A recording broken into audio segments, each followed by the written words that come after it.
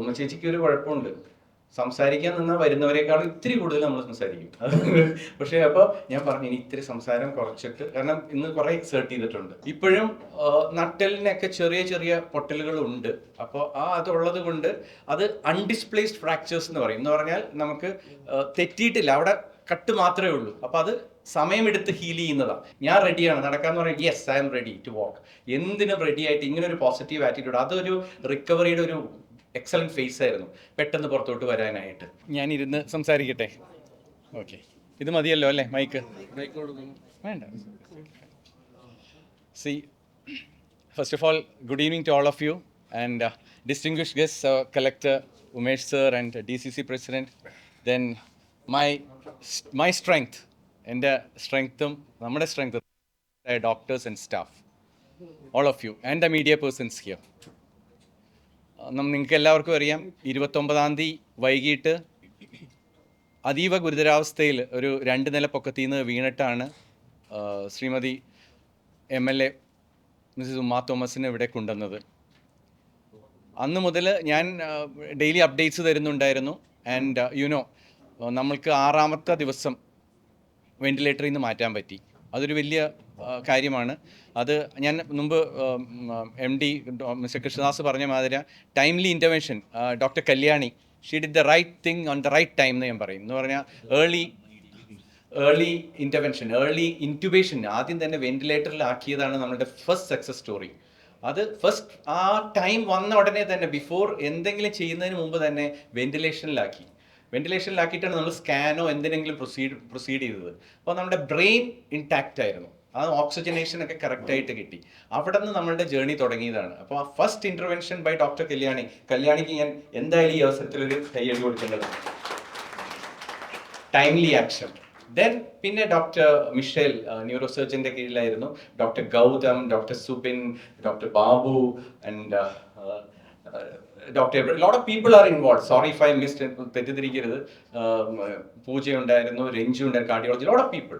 എല്ലാവരുടെയും unanimous work.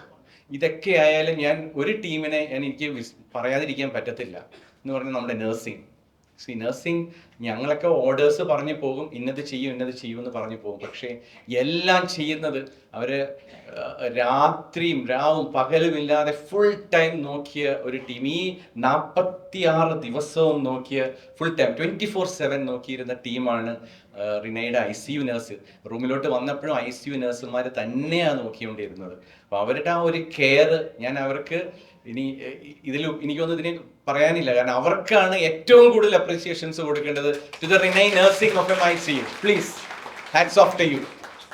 അത് ഞാൻ പറയുന്നതിന് തന്നെ ചേച്ചി തന്നെ പറയുമായിരിക്കും. കാരണം അവരാണ് എന്നെ വിളിച്ച് പറയും ഇന്നതുണ്ടായി everything. So that was timely. അവർ നോക്കി, അവർക്ക് ചേച്ചിക്ക് എന്താ ഫീഡ് വേണ്ടത്, എന്തുണ്ടോ, കാലുവേദനയാണോ കൈവേദനയാണോ, ഇതൊക്കെ അതാത് ടൈമിൽ നോക്കി അവർ അതേമാതിരി നന്നായിട്ട് നോക്കിയിട്ടുണ്ട്. സോ എനിക്ക് അവരോട് വളരെ നന്ദിയുണ്ട്, അത് എനിക്ക് പറയാതിരിക്കാൻ പറ്റില്ല.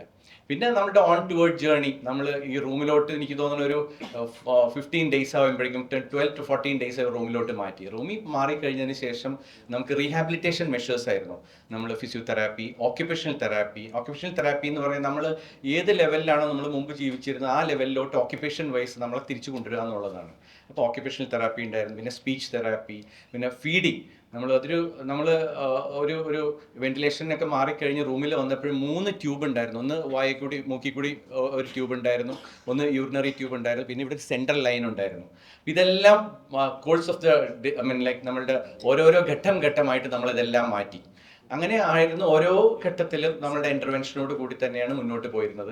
പിന്നെ നടക്കാൻ തുടങ്ങിയപ്പോൾ എനിക്ക് ഒരു വൈറലായ ഒരു വീഡിയോ ഞാൻ അതൊരിക്കലും പ്രതീക്ഷിച്ചതല്ല. ഞാൻ അവിടെ ചെന്ന് പറഞ്ഞു, ചേച്ചി നമുക്കൊന്ന് നടക്കാം. അപ്പോൾ ചേച്ചി അയ്യോ എനിക്കൊരു ഫോട്ടോ എടുക്കണം എന്നുണ്ട്, അത് ഡോക്ടർ വന്നിട്ട് എടുക്കാമെന്ന് പറഞ്ഞിരിക്കുകയെന്ന് പറഞ്ഞു. എന്നാൽ നമുക്ക് എടുക്കാം ബാ എന്ന് പറഞ്ഞിട്ടാണ് അങ്ങനെ ഒരു വീഡിയോ. അത് പിന്നെ അത് നടന്നപ്പോൾ തന്നെ അതൊരു വൈറലായത്.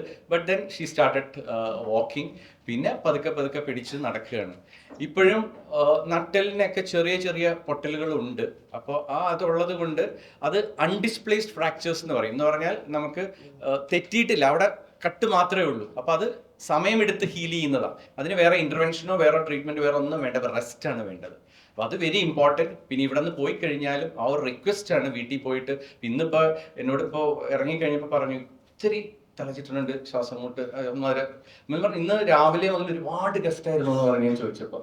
ആൻഡ് ഉമ്മ ചേച്ചിക്ക് ഒരു കുഴപ്പമുണ്ട്, സംസാരിക്കാൻ നിന്നാൽ വരുന്നവരെക്കാളും ഇത്തിരി കൂടുതൽ നമ്മൾ സംസാരിക്കും.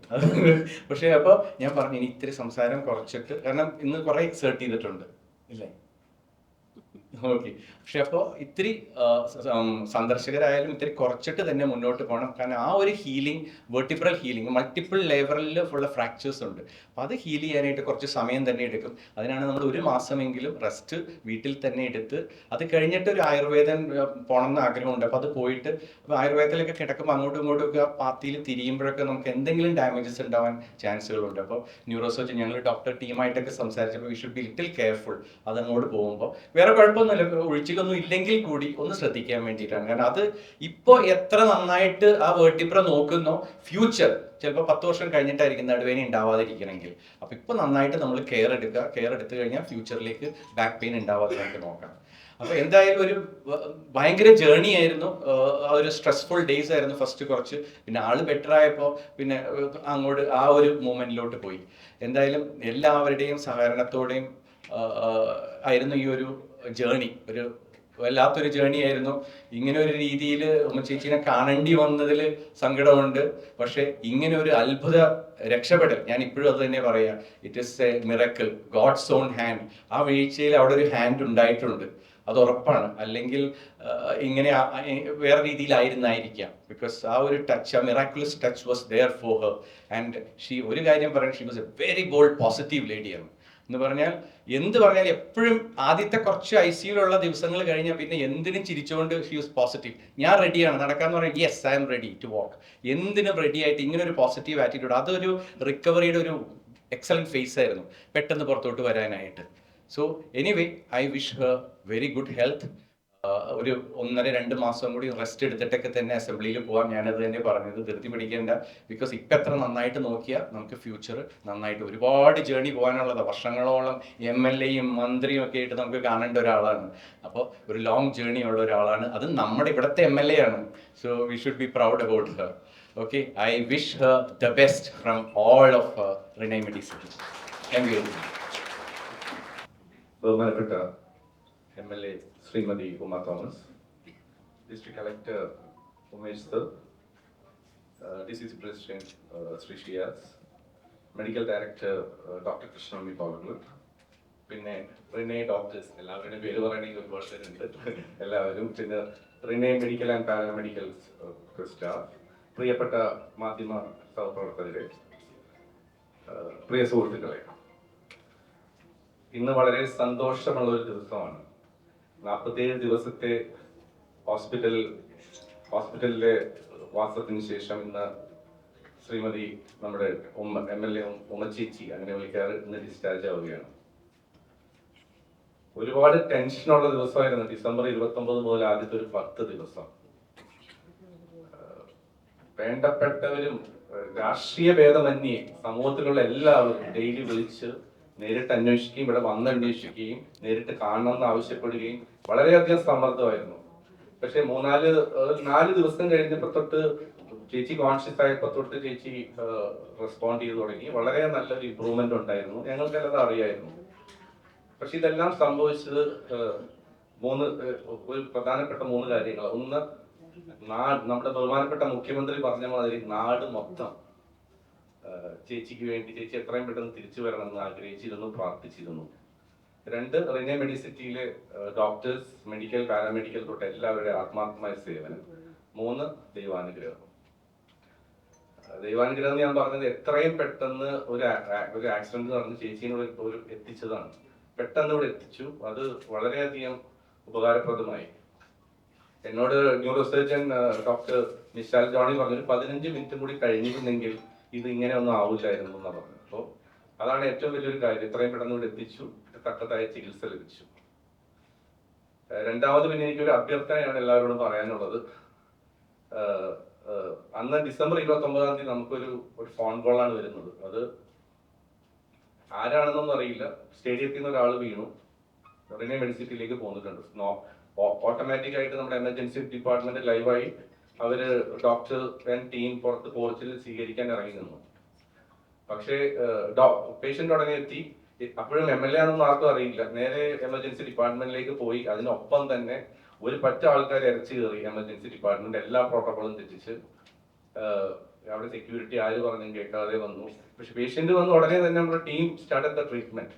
പക്ഷെ ഇവരെല്ലാവരും ആൾക്കാർ, അത് അവരാരെയും ഞാൻ കുറ്റം പറയുന്നില്ല.